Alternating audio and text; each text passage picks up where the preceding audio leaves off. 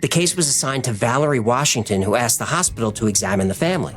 Hospital personnel found LaToya and her children to be healthy with no physical marks or bruises.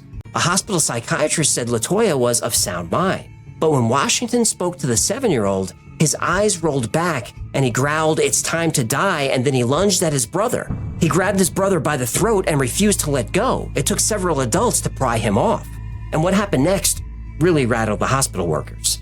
According to Washington's official DCS report, the 9-year-old had a weird grin on his face, and then while holding Rose's hands, walked backwards up a wall and to the ceiling. He then flipped over and landed on his feet. He never let go of his grandmother's hands. The boy doesn't remember doing this and says he couldn't do it if he tried. This was witnessed by a nurse who corroborated the event in the DCS report, and I linked all these documents below. Valerie Washington decided that until they could figure out what was really happening, DCS should take short-term custody of the children.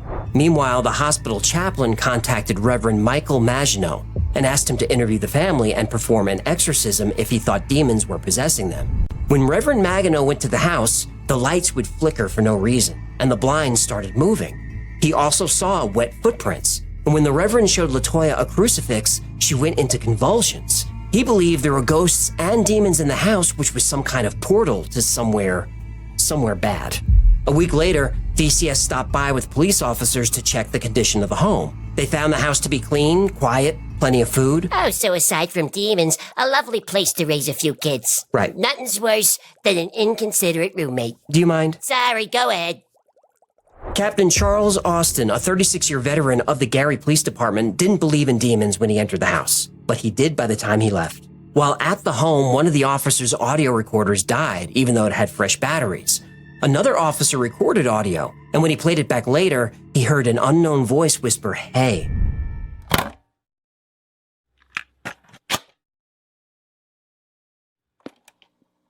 That's where.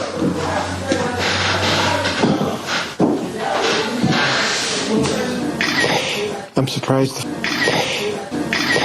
The officers took photos of the house and saw ghostly figures in the images. Captain Austin took a photo with his phone that showed the silhouette of a person who wasn't there. Captain Austin's police radio stopped working. His garage door stopped working. The electronics in his personal car stopped working, even though mechanically all of these things were perfectly fine. And this is all documented in an official police report.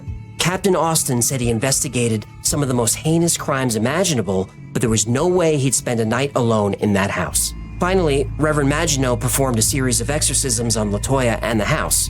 After the third session, the house was clean.